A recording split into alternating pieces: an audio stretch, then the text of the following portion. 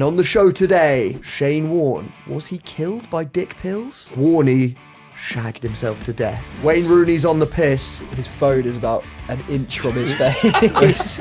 We've all been there. And Harry Redknapp prepares for a good, hard flogging in Tuchel's dungeon.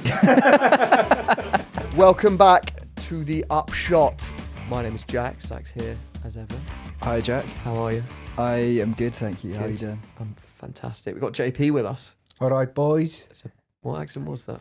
Welsh. Oh, Welsh. Okay. Well, it's always Scouse. I don't know. I'm going to aim for a different accent every time I'm on. Okay. All right. Welsh one's good. We just recorded a Ryan Giggs double, and I was Should've sort of gotten flirting with a Welsh accent, but actually he's a mank. Yeah, he is, isn't he? Yeah, he only lived in Wales till he was 6. Yeah, really good episode. A lot of old stories about him and Rodri that I had never heard before. Really good stuff. A bit off piece, but what's he up to now? Ryan, Yeah. he is about to resume his speaking tour, an evening with Ryan Giggs in April, and he's got a new girlfriend and they've had a baby. Nice. So he's sort of family man, dignified statesman. We know how that is going to end. The cycle has begun again. I think Rodri's just about forgiven him, actually.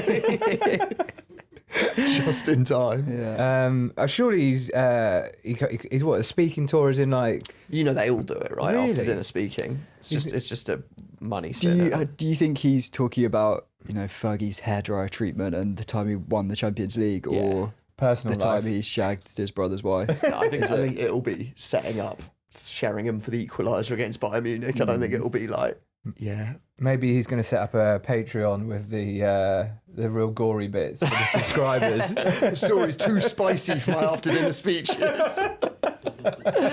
Guest for week 1 is Rodri's wife.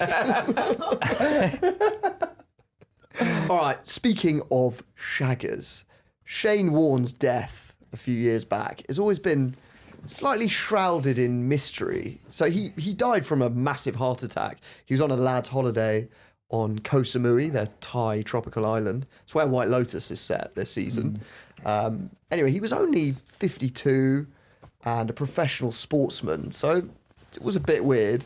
Admittedly, Shane Warne did live off lasagna sandwiches and B&H Gold, so maybe I was going to say, was it that much of a surprise that he died at 52? It's pretty young. It's young, but like when you have a lifestyle like that, it's not exactly. Do you remember during COVID, I he caught COVID and he said, I tried to kill COVID by smoking it out. Smoked 86 a day and ended up on a ventilator. 2 years later, he died. So, yeah, maybe not a complete shock, but yeah, there's always been a few whispers. A lot of conspiracy theorists think it relates to the vaccine. Obviously, that's their vibe. This week, a senior Thai policeman came forward with an explanation that finally makes sense. Warney shagged himself to death. So is an anonymous senior policeman.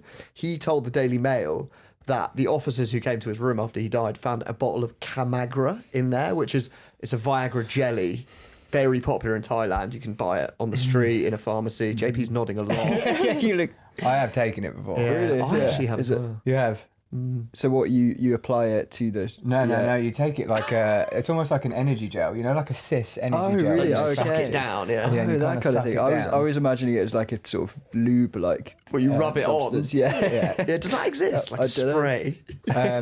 We will do ads for you if you are marketing one. Anyone out there? That's exactly sort of ad I want to do. But because it's oral, it gets into the system real quick. Okay. How quick? How quick? are we talking? Like I don't know, like 15 seconds? sub 5 minutes, and you are Okay. you're masked. And yeah, it makes your heart race. Yeah, it's supposed to be Yeah. stronger than... It's the same ingredient as Viagra, sildenafil, but it's supposed to be stronger dose. So, yeah, it can get the old ticker racing. Yeah. And this Thai policeman basically believes that actually it killed Warne. So he described it as a super strong sex drug, which sounds about right. And to be fair, the last people who saw Shane Warne were these 3 masseuses who visited him. So at the time of his death, the Thai police released this CCTV, these stills, and you see these 3 women leaving after giving him what was described as a foot rub. Although I noticed, I was reading the Daily Star's version of events, and they just described them as prostitutes. Well, straight to the point. Yeah, I mean, I think the Daily Star version of events is probably closer to the truth, particularly now with the Viagra.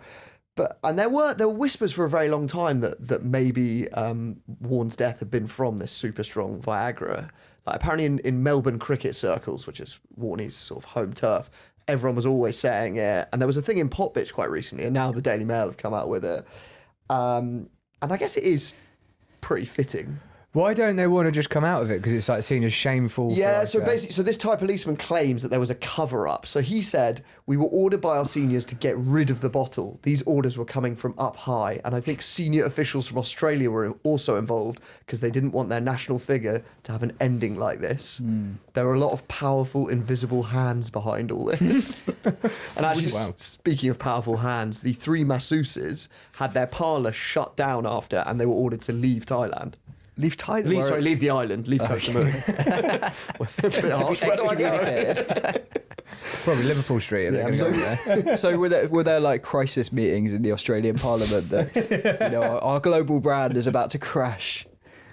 It's like, like it's like when Obama and his team were like gathered around the screens watching Bin Laden get popped like that on a drone camera. Yeah. What is them watching Warney's room and they're like, is that Camagra? Is that a super strong sex for Camagra? Or it's like on 9/11 when the guy comes and whispers in Bush's ear while he's visiting a school that Mr. President, they found Camagra in Shane Warne's. A second bottle of Camagra has been found. Yeah, just carries on reading to the children, just in his head, like, gets those masseuses off Koh Samui now. Yeah, I think this sounds like a legit explanation, really. I mean, if you said that it makes your heart race. Yeah, and obviously he was like 20 years deep into like cocaine and shit like that. I can imagine it's heart attack territory, isn't it? Yeah, and I mean 3 masseuses is gonna.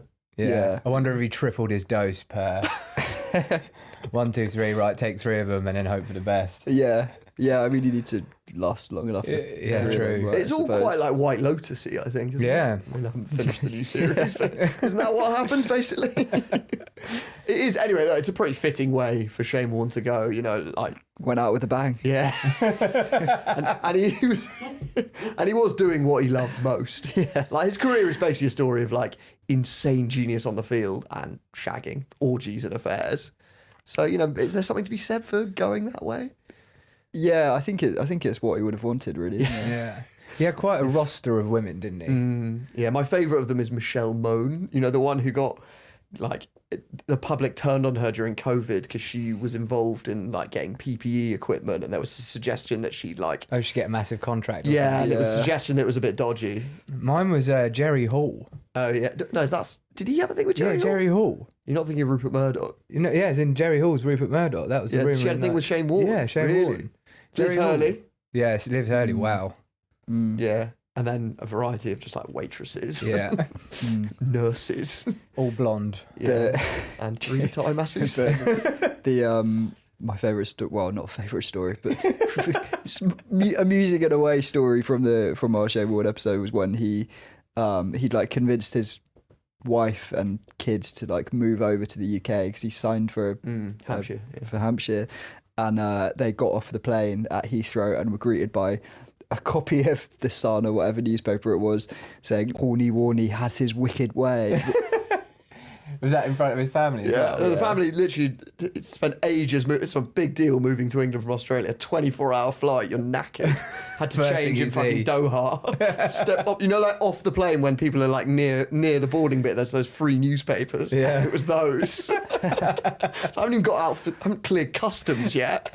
He's already cheated on me. Yeah, he was a big shagger. So I think it is fitting. I think that was the first celebrity death I've really grieved. I know it doesn't sound like it as I laugh about his demise, but I was so gutted. Would you have grieved it in the same way if you knew that he'd gone out on such a high? No, I think if I'd known that he'd died doing what he loved, then I would have thought, okay, would have liked 30 more years of your commentary, but yeah, Camagra got you, and what a way to go. What was he actually doing with himself? Commentating, Tinder, eating cheese sandwiches, just living a very simple life. Did he not go into like coaching or anything? A little bit, yeah. But he was like amazing commentator. Can't have everyone else, yeah. Yeah, and probably an amazing shagger as well. Yeah. Yeah, Got enough I got practice. given. Actually, I think it was pills, so maybe it wasn't Chemagra.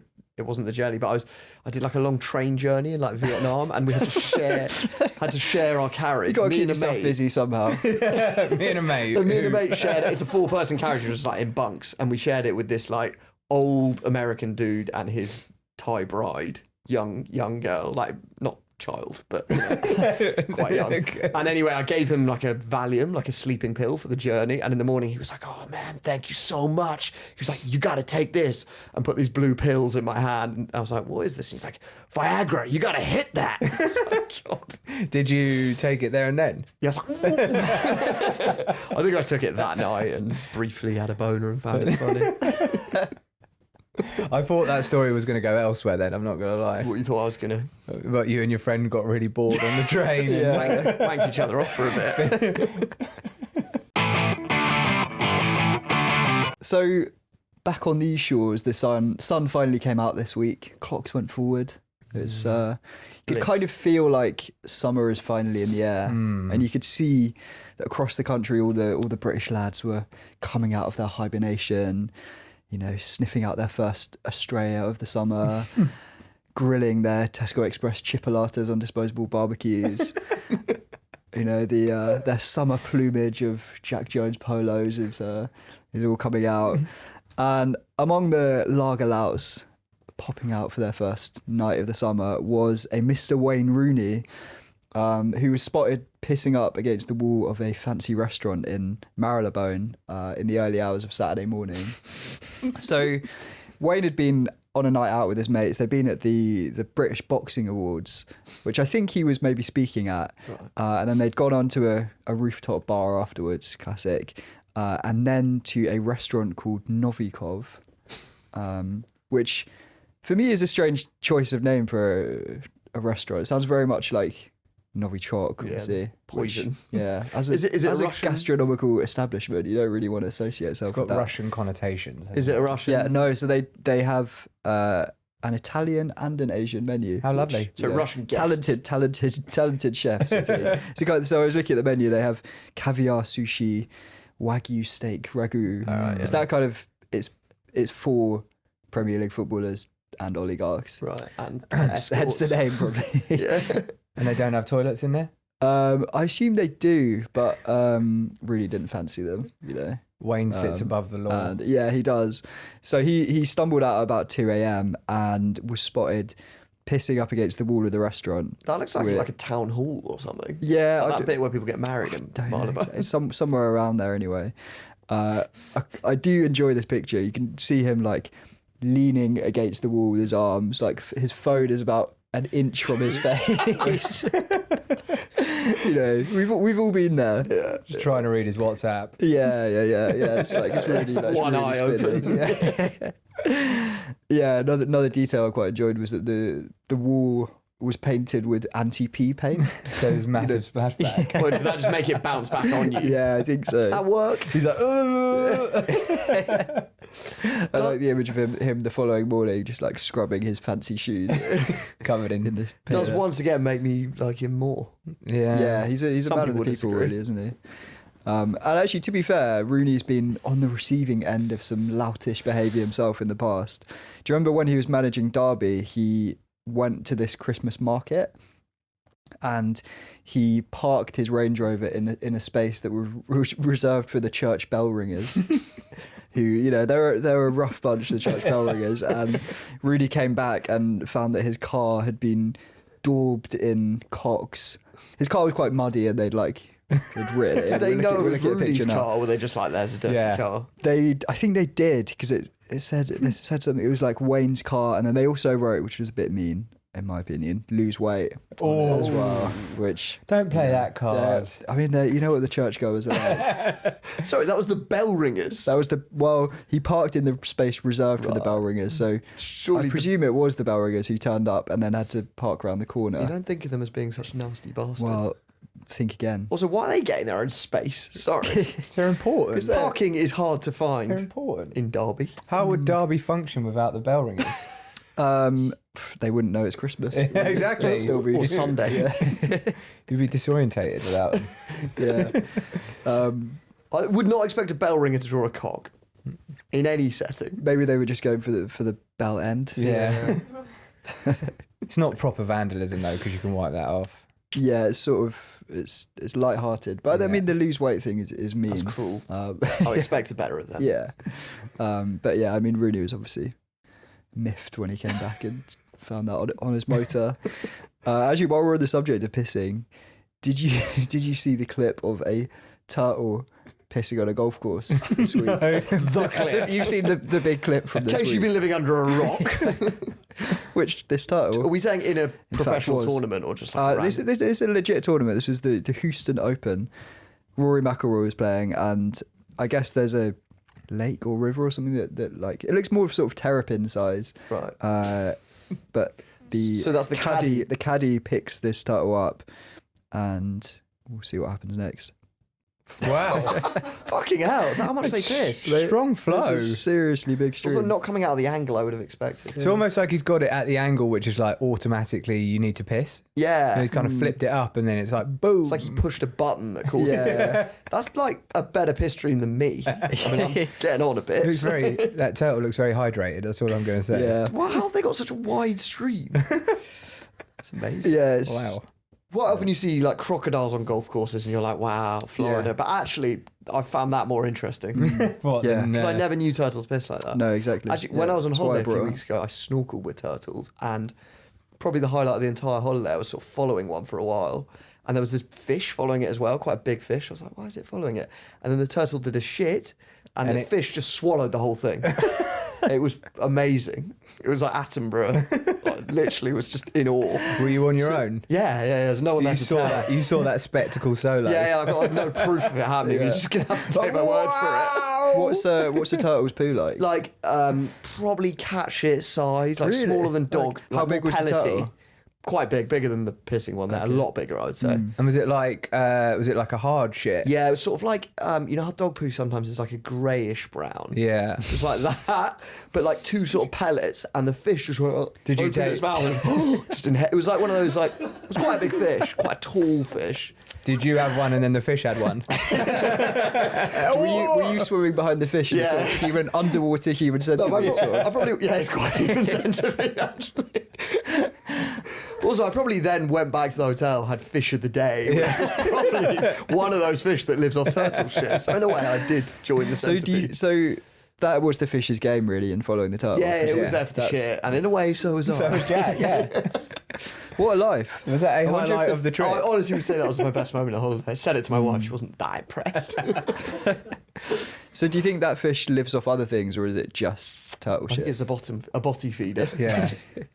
As am I in that context. Yeah. But it's interesting because you wouldn't think shit was nourishing enough, but Yeah, I mean, I guess you just know, depends what you know, happens. like how in the British Empire, like loads of people made like they were essentially billionaires of the age from seagull shit because it's you can use it either as fuel or fertilizer. I forget what it's called. Guano.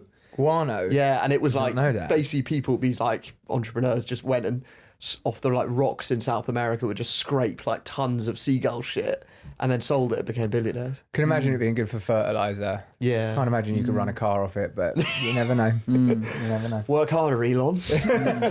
Yeah. Actually, while we're on the subject of consuming the excreta of others, we had a message recently on Instagram asking if we had any updates about Rene the Piss Goblin, Oh. who avid listeners will surely recall Rene.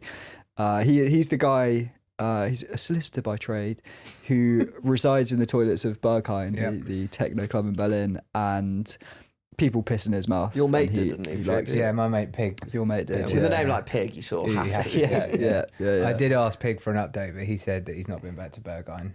Oh, okay. Some people say he died, but I think he's just working on a big case. yeah.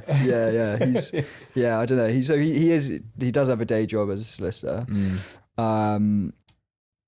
Obviously the sport connection to that story, in case you're wondering, was that Loris Karius, the former Liverpool goalkeeper, and his girlfriend, maybe wife now, Diletta Leotta, the Italian sports reporter, got turned away from Berghain. Good. Robbing them of the opportunity to piss in Rene's mouth. But yeah, much like your friend, I don't have an update on Rene, sadly. Or has Rene gone on tour? Wow. Have you been reading ahead? No. No. Reading what? I've got an off-the-cuff story for you, JP. But yeah, I've been doing a bit of research around it and uncovered a perhaps relative or friend of Rene much closer to home. And that is the Birmingham piss troll. So there are various accounts of the Birmingham piss troll that I found on internet forums, because there are internet forums for people who are interested in these kind of things. Oh, really? And for journalistic purposes, I do from time to time check them. Right. Post on them. Yeah, I'm just looking for stories, content. And this was one account of the Birmingham piss troll. Anyone who spent their formative years in Birmingham will probably know about a quaint little nightclub called Subway City. I think it's called Tunnel City now. One particularly neat feature of Subway City was the fact that it was right next to a kind of bridge over a canal with a little set of stairs to the side that was perfect for pissing off if you wanted to avoid wading through the veritable sludge of human waste that unwaveringly occupied the toilet floor inside. It's there that one of the most bizarre episodes of my life so far eventually transpired. There I was, minding my own business, attempting to spell my name in the canal waters beneath me when I saw it. Suspended in the darkness below, like the moon in the night sky, a mask.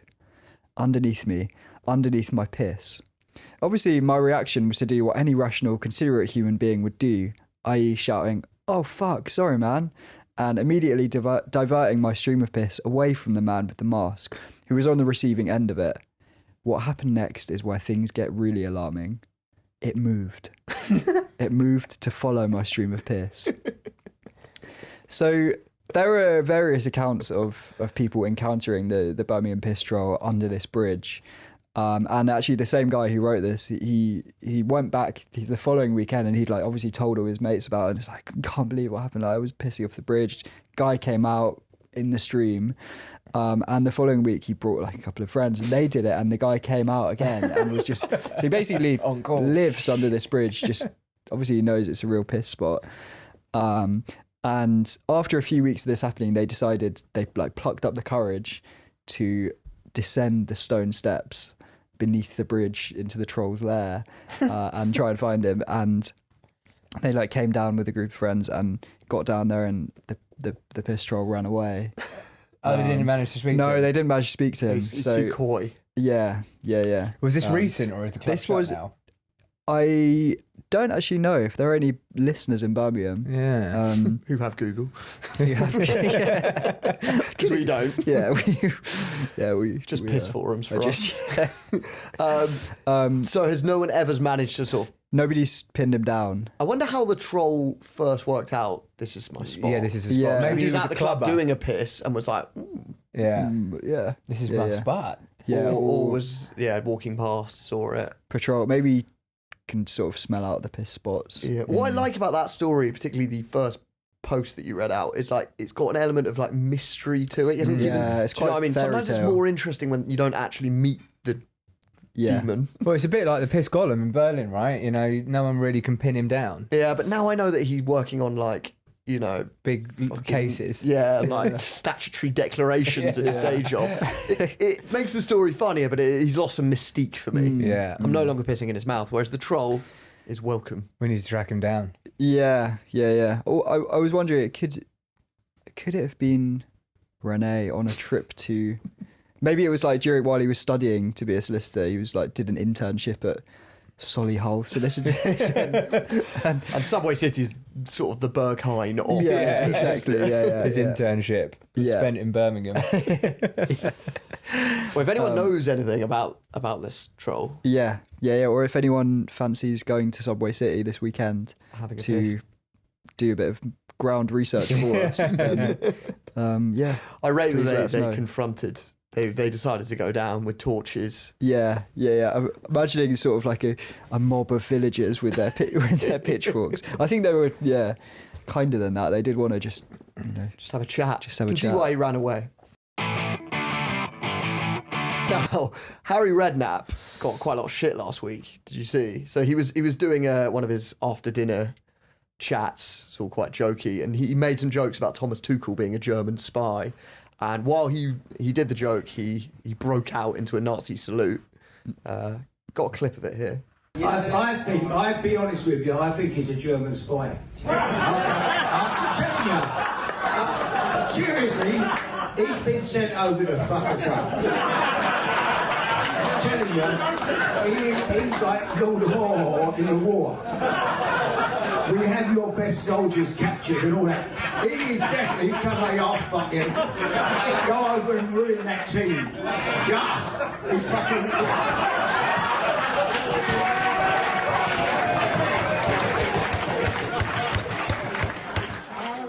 Personally, I don't think there's anything wrong with doing a Nazi salute in that context. I wouldn't do it myself, but like that's just what men of his generation with a fixation on the war and a BritBox subscription do. It's Fawlty Towers, it's Monty Python. It's quite offside in the modern day, though. Yeah, I mean, I'm not doing it myself, but like, you're basically just an embarrassing dad. Yeah, but a high-profile embarrassing dad. And it's obviously lame to just any time you talk about German to make it about the war. Like we've moved on from that.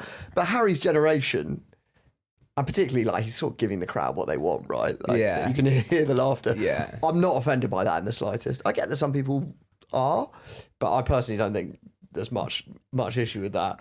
Having said that, it is definitely a Nazi salute. Right? Yeah. So David Walsh in the Times, I saw him say, he said, Redknapp gesticulates a lot, and rather than any kind of Nazi salute, the gesture seemed nothing more than a means of emphasising "yeah." Which I'm sorry, that is fucking bollocks. This is still a Nazi salute. Yeah, it's so obviously a Nazi salute. I'm surprised it hasn't like blown up a bit more. It kind of did, and everyone was just like, "Fuck off." Yeah, I think I don't know. I don't think there was that much harm done. Like he was clearly just like taking the piss, really. Yeah. Playing to the audience. Well, he's definitely not. Well. He's definitely not doing like I am a fascist. He's just making a lame joke about Germans. Yeah. I mean, I've made my case about it. Yeah. Anyway, there was a bit of a hoo-ha about it, and amid all that just headline spawning moment, a lot of people missed actually quite a nice, funny bit at the end where Harry was asked a question about his dog, Rosie, who listeners to our Harry Redknapp episode, which we did, the three of us, will remember that Rosie famously had a Monaco bank account in her name, which Harry had set up in 2002. And Harry was asked about Rosie during that talk. This is what he said. I'm glad to see my accountant about Rosie. Rosie's, yeah. He asked me where my dog Rosie was. Yeah, Rosie in the tester. No, she's underground. We had to get rid of her. She knew too much, Rosie. It's a shame. Lads, I'm going. Nice to see you. Very good. Yeah. Sort of think that's what you go to an evening with Harry Redknapp for. Yeah. Some I love dated him. gags about the Germans.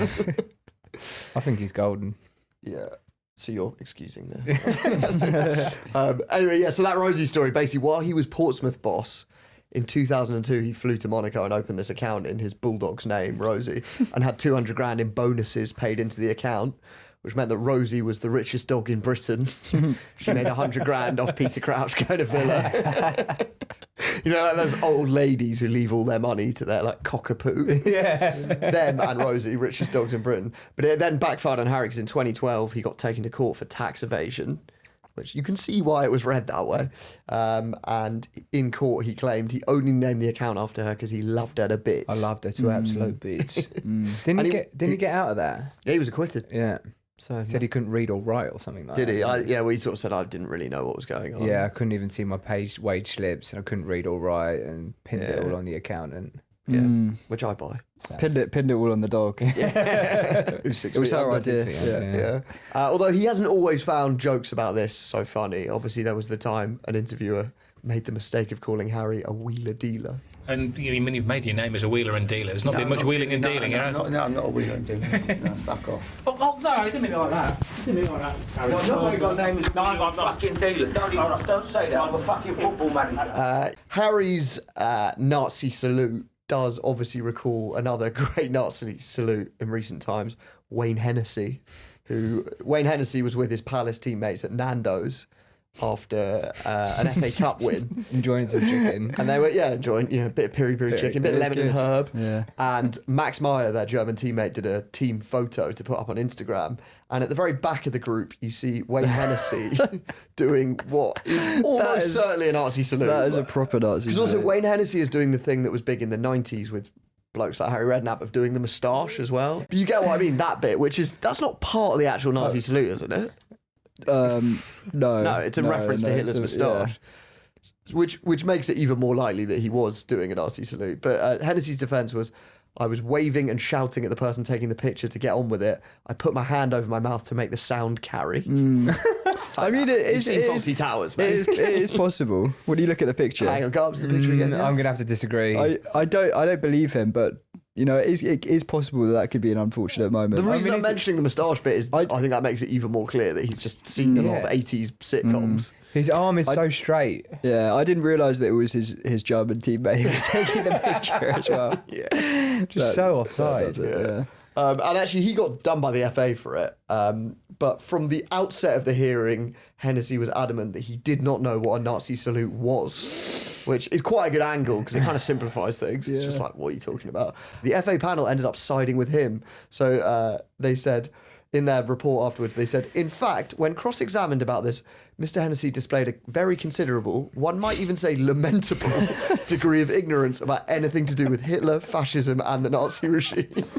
Lamentable. They're saying basically he's thick as fuck. and that's why- They actually say in their statement, they go on, they say, at the risk of sounding patronising, we suggest he educates himself. And then Roy Hodgson was interviewed about it after. He was obviously Hennessy's manager, and he said, Wayne is desperate to learn more about the Nazis. Desperate. There's a very good free parter on iPlayer right now called Rise of the Nazis, so I'm sure Wayne's been all over it, yeah. I love the idea of him going into... I mean, if he actually does know stuff about the Nazis, but having to go into this FA panel and just, like, play dumb. Yeah. Like, Adolf who? What? No. World War what? The nasty party. Yeah. It is hard to believe. But actually, so he got acquitted. Unlike, do you remember Mark Bosnich did one in the 90s to Spurs fans? Yeah. Jesus. That's properly bad. That's Yeah. a different category altogether. And he got off with a grand fine, no ban. Bosnich was a bit bolo though, wasn't he? Yeah, what is it? He was probably coked up at the Did you ever time. do one? Have you done an episode on it? No, we will do a Bosnich episode. There's a lot. There was Paolo Di Canio as well, right? To the Lazio fans. But Yeah. they lapped that up there. That was It's actively encouraged. Yeah, that was a sort of different category of one, I guess. It was, Yeah. Did the it was get an done I for am a fascist one. I actually don't know. What, if you got in trouble? Yeah. That's Italy, I think they probably just- let him off. under the rug? Yeah. So do you see? It looks like Erling Haaland might be out for the season. Picked up an injury against Bournemouth. I don't know if he will be, but the injury is looking pretty nasty, which obviously is bad news for Man City fans. Although it will come as a bit of relief for their long-suffering mascots. So, story came out this week that earlier this season, a woman who dresses up as Moonbeam, the Man City mascot on match days, reported Haaland to the police for assault. So it was after they beat Southampton 1-0 in October. And after the game, it was a joyous moment for the club, and they were all celebrating, and Moonbeam and Haaland posed for a photo together to commemorate the win. And at the end, Haaland whacked her on the back of the head. What, in friendly fashion? Or? Well, yeah, that's you would imagine so. But she says that it gave her whiplash and concussion.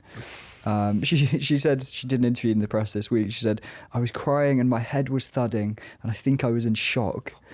She said that she later vomited and suffered neck and head pain. Do you think Moonbeams is trying to get a quick claim in? Yeah, it's ambulance chasing. Possibly. That I think that might be the case. Moonbeam's seen the dollar signs. I'm Yeah. sorry, but you're not tough enough to be Moonbeam Yeah. if you can't take it. It plays into what we've said before, that Haaland is like this Great Dane puppy He that is. doesn't know his own strength. Yeah. Sort of jumping on you and accidentally concussing you. Yeah. Do you think it probably was a bit harder than he thought it was?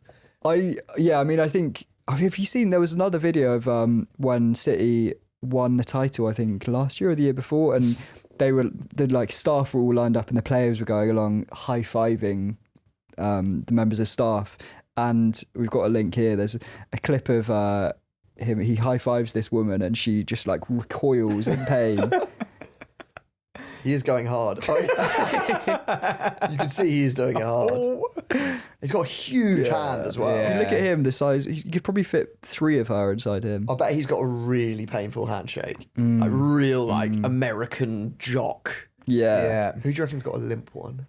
Southgate. Southgate, I reckon, has got a bit of a limp. Goes a bit limp in your hand. doesn't it? Who else? Phil Foden. Yeah, Phil Foden's got a weak handshake. give you a little boop. Yeah. He's just quite physical, isn't he? He's like all over everyone. You know, when he celebrates, he's always like pushing. Yeah. There was, have you seen the video of him? It was when he was at Dortmund. All these videos of him celebrating and like strangling his teammates. I was like, oh God, he scored again. Let's watch it. There's one bit where it freeze frames on Jadon Sancho's face, and he just looks so scared. It's always strangling with him, isn't it? Just about to get into WrestleMania. They're almost like when they're celebrating, they're like trying to get away from him. Yeah, you see Sancho's face God. just turn to fear. Yeah. I mean, he's from quite aggressive stock. Like his dad was a bit of a he's from the nutter. Yeah, you can sort of picture him howling at the moon. Yeah. But this mascot is just trying to win it. I mean, also the fact that it's now come out. It's now April.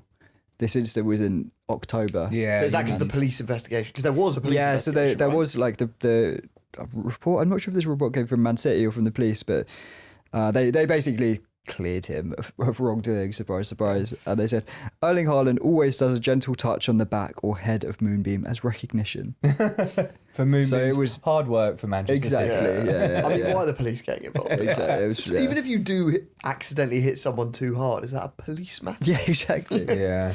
Unless they thought it was deliberate. Moonbeam's not a good mascot name. Sounds like an anime character. Right, I don't it's like know. Dragon Ball Z shit. I can't picture it. It's like a... It's not memorable. What is it like a moon? It looks it's like a blue moon. Right. Right. Blue. But be like a crescent moon. Yeah. Right. Maybe that's quite difficult. I don't think the mascots in the Premier League are that good in general. Gunnosaurus is quite good. Yeah. Stanford the Lion. Are you joking? Lion's such a boring animal for a mascot. Iconic. Billy the Badger's Fulham one. Yeah, that's quite good. We got a magpie, haven't we? A magpie. How does that? Is It's it got little beak, wings, hasn't it? Okay. Yeah. Do you reckon it's a bit awkward between Moonbeam and Haaland at the minute? Yeah. Like they see each other at training. So the mascot, she didn't have her contract renewed. Really? Yeah. Oh. And Haaland did. Yeah. Right, Pep. We can't have them both. It's got to be Moonbeam or Erling Haaland. Your choice. Yeah. Which I think is part of the reason why she's now told the story. Oh, she's saying I was sacked for complaining. Oh, right. I think it's About Probably my make a few grand off big that. conspiracy. wouldn't Yeah. He just doesn't know his own strength, Haaland. It's part of the job. Now, Brighton gaffer Fabian Hertzler, he's only 32. He's a young pup. Yeah, he is. He's sort of one of those guys retired early, went into management, did very well in getting St. Pauli into the Bundesliga. But as a fresh-faced 32-year-old, he is always looking for ways to impress the bigger boys in his squad. He's got some proper veterans in there.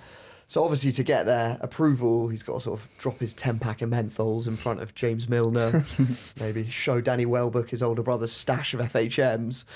But Fabian really stepped up the stunts in February after his side lost 7-0 to Nottingham Forest when he started a fire in the dressing room. So you remember they got absolutely thrashed, and according to the Times, straight after that game, Hertzler was addressing his very dejected squad, and he pulled out his beloved tactics book where he had all the plans that had carried Brighton this far, and then he pulled out a cigarette lighter and set fire to them and just burned the book in front of everyone to signal that, we're having a reset. It's quite a... Did he spray it with his can of Lynx Africa first? Just to make sure it pops. Because I was thinking, just a cigarette lighter. It's going to be hard to light that, isn't it? Yeah, especially. I don't know how paper. thick- Yeah, but like a whole book is quite. Yeah, I don't know if it was leather bound. Human fertilizer on it. Yeah, it's still quite the stunt. you know, in front of everyone, start firing. Yeah. It's quite Mikel Arteta, I was going to say. Arteta-esque. Yeah, could have just shot his BB gun at it, or set off a few bangers near it. Anyway, after that, it did kind of work. So they went on a big 7-match run. I guess if the boss is an arsonist, you start taking him seriously, don't you? Yeah. But do you think like it's the age-old question I have with Arteta? It's like, do you think the players kind of like this shit? For me, it's very young teacher on his first term of Teach First, and he starts all these ideas, and then within a term, he's like coming in hungover and putting Indiana Jones on video. You can't really imagine like an Ancelotti doing that, can you? No, it's not that dignified. It's a bit desperate. Yeah. But they went on a big unbeaten run until they played Forest again. Actually, they lost on pens. Maybe it works. Yeah. Yeah. If we're underperforming, are you going to start doing some burning? Right, scrap it. I'm just set my laptop on fire. The Google Doc is going in the trash. Google Doc The Patreon numbers are down. I've burned the Google Doc. Made a video of it online. Actually, speaking of dressing room drama, did you see last week Dwight Gale was recalling his time under Steve Bruce at Newcastle? And he wasn't very complimentary, so he gave an example of Bruce's like quite sort of Route 1 managerial style. He said, it was Man City away, we came in at half-time 2-0 down. Bruce was like, boys, you keep asking for tactics. I don't do tactics. Just put your boots on and work hard. And we're like, mate, it's Man City. That's not enough. Which, to be fair, Bruce has always said, I don't do tactics. I thought that was a joke. I remember he did it when he was at Villa or something, and I kind of came across as a joke then. Yeah, and then they threw a cabbage at his head.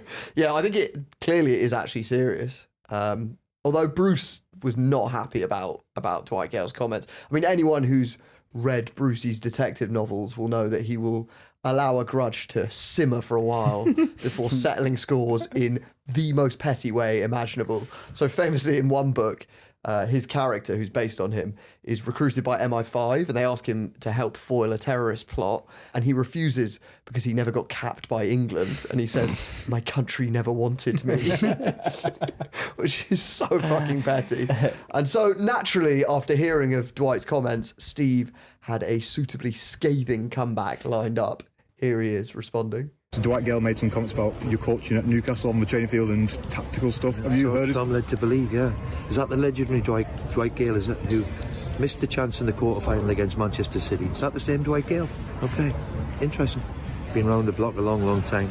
I've only managed 1,050 games, but according to Dwight, I don't know what I'm doing. So I like other people make their mind up and a bit more established than what Dwight ever was. It's rare you hear managers go for ex-players that hard. Yeah. I love that. Definitely wasn't up till 4 a.m. just scouring highlights of the 1920 season. Is that the same Dwight Gale who gave away a throw-in against Palace? What was the accusation? He missed a chance. Yeah, but is that the same game Yeah, that I he's think talking it is. about? That's yeah. I think he watched the whole game back, watching for Dwight Gale mistakes, and then was like, oh, he missed a chance. Dwight Gale is living in Brucey's head rent-free at the moment, isn't he? I just love that level of pettiness. There's not Is he enough. managing again? Yeah, he's Blackpool. Ah. Yeah, you can't keep him out. Yeah. 1,050 games, as he said in the interview. Yeah. There's quite a few old managers sort of coming back a bit at the minute. Who's the one at Swindon Town at the minute? Ian Holloway. Ian Holloway, yeah, he's doing really well. Yeah. You thinking Big Sam might be? It is Big Sam's season. Oh, Big Sam. Is it maybe Harry getting back in? I would love it, but great. it sounds like he's made his bed. He's doing Nazi salutes for after dinner speeches. Well, maybe like Harry at Millwall or something like that. Yeah. Go down quite nicely. Yeah. Yeah. He'd probably still do a job, wouldn't he? He's Yeah. compass mental. I mean, he's I Route can't, One, yeah, but- I think there are teams you just want to get someone in who's a motivator, basically, to just yeah, which Harry does. yeah, Does Big Yeah. Sam do? you know. Not Steve Bruce. He's Yeah. not a motivator. As long as there don't have any Germans in the squad. Wasn't there was someone, like when this came out, I saw a stat that apparently Harry Redknapp never signed a German player. In his No whole- way. his whole Yeah, and career. he never started one either. I Oh, think he really? had one Was on the that bench. it? Yeah. That doesn't sit that well, does it? But I mean, I like how many German players were teams like Portsmouth signing in general. Feel like I feel like he would have come across one or two. He was a manager for a long time. he's a fucking spy. Not having you in my team. To be fair, he did just sign the same players over and over and over again. So he's only got a small Nico stock. Cranshaw, yeah.